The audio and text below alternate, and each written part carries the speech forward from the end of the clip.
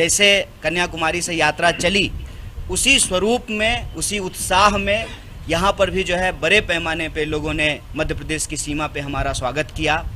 आप लोगों ने जो है उसको कवर किया, और जैसा कि स्वाभाविक है, भाजपा अपने उलझुल हमलों से इस पे लगातार यात्रा पे हमले कर रही है। सबसे पहले तो ये जो सवाल लोग पूछ रहे थे कि उत्तर में क्या होगा, दक्षिण तो जो है उनका मजबूत होम ग्राउंड है। तो सबसे पहली बात तो ये जो विचार मन में है और जो इस विचार से लोग सवाल पूछते हैं, ये जो उत्तर और दक्षिण का भेद करते हैं, उस भेद को मिटाने में यह यात्रा अपने शुरुआती कदम में ही कामयाब हो चुका है। कि यात्रा जैसी जिन उद्देश्यों को लेकर के कन्याकुमारी से चली थी, वैसी ही उन उद्देश्यों को लेकर के आगे भी बढ़ती जाएगी और कश्मीर तक पहुंचेगी। ये जो भेद है उत्तर से दक्षिण का, पूरब से पश्चिम का, ऊंच से नीच का, आसमान से धरती का, इस भेद को मिटाना ही इस यात्रा का लक्ष्य है। क्योंकि हम बार बार कह रहे हैं, देश जमीन से जुड़ा हुआ है, लेकिन देश देश के लोगों से बनता है, देश देशवासियों से बनता है। जब देशवासी इकट्ठा रहेंगे तभी देश भी इकट्ठा रहेगा। और हम ये देख रहे हैं कि लगातार देशवासियों को आपस में विभाजित करने का, उनको बांटने का, उनके बीच में डर फैलाने का, नफरत फैलाने की एक राजनीतिक चेष्टा हो रही है।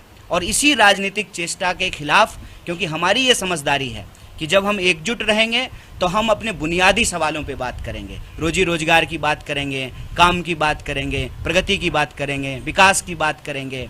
ये जरूरी मसलों पे बातचीत होगी, और जो गैर जरूरी मसले हैं, नफरत की बात, भेद की बात, बंटवारे की बात, ये पीछे छूटेगी। और यात्रा उस उद्देश्य को लेकर के चल रही है।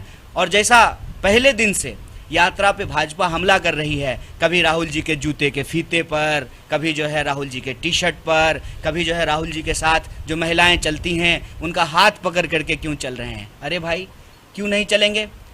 अगर हम इस देश के वासी हैं और हम सब भारतवासी अगर आपस में भाई बहन का, बेटा और माँ का ये रिश्ता है, तो क्यों नहीं हाथ पकड़ेंगे? लोग जो है सहारे को महत्व देते हैं। हमारी संस्कृति में, भारतीय संस्कृति में कहते हैं कि बेटा और बेटी जो है बुढ़ापे का सहारा होते हैं। जब देश एक संकट से गुजर रहा है, महिलाएं असुरक्षित महसूस कर रही हैं, इस देश में रहने वाले नौजवानों को लगता है कि रोजगार की सुरक्षा उनको नहीं मिल पा रही है, तो वो आकर के जो है राहुल जी का हाथ थामते हैं, राहुल जी प्यार से उनका हाथ थामते हैं। लेकिन जो अपना परिवार छोड़ करके भाग जाते हैं ना, जिम्मेदारियों से भाग जाते हैं, वो ये बात नहीं समझ सकते हैं कि जिम्मेदारी उठाना क्या होता है।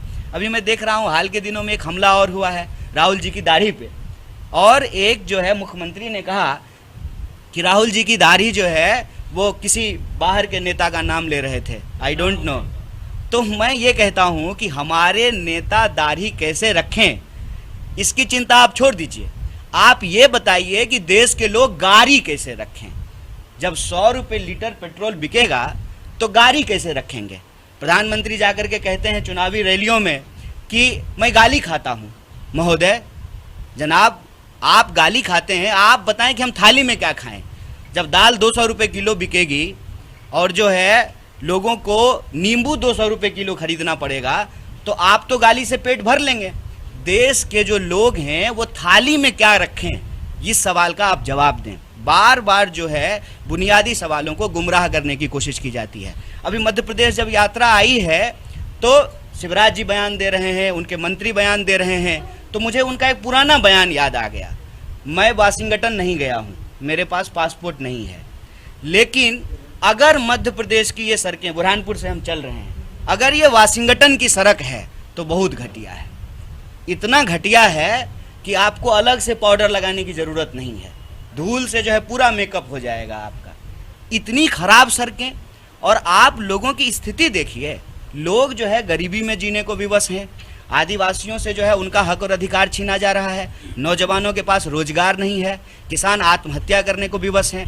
पीछे कई किसानों ने कहा कि सोयाबीन की खेती के चलते वो तबाह हो गए हैं, क्योंकि सोयाबीन का उनको दाम नहीं मिलता है, कपास का दाम नहीं मिल रहा है। तो ये मध्य प्रदेश के बुनियादी सवाल हैं, और भारत जोड़ो यात्रा अपने इसी पवित्र उद्देश्य को लेकर के चल रही है कि किसी भी सूरत में भारतीय राष्ट्रीय कांग्रेस ने देश को जो आज़ादी दिलाई, जो संविधान प्रदत्त अधिकार लोगों को दिलाए, वो किसी भी कीमत पे जो है छीनने नहीं देंगे।